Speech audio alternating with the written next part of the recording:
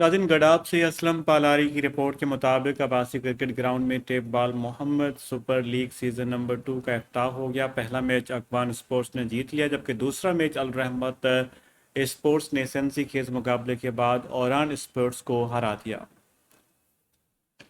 افتتاحی میچ کے مہمان خاص مسلم لیگ کے سیاسی رہنما عابد کھرلل نے ٹورنامنٹ کمیٹی کو 1 لاکھ کا چیک دیا، جبکہ نمبر 1 کپتان نے کمیٹی کو بھرپور سپورٹ کرنے کا بھی اعلان کیا۔ اکرم گبول، حاجی عمر شاہ، بلال بھائی، وزیر گبول، حسین حسن زاہد نے بھی ٹورنامنٹ کمیٹی کو سپورٹ کرنے کا اعلان کیا۔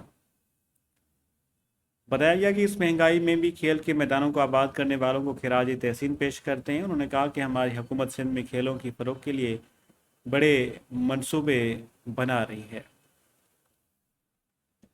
مسلم لیگ نون کے رہنما عابد کھرل نے کہا کہ آج کرکٹ گراؤنڈ میں نوجوانوں کو دیکھ کر بڑی خوشی ہوتی ہے۔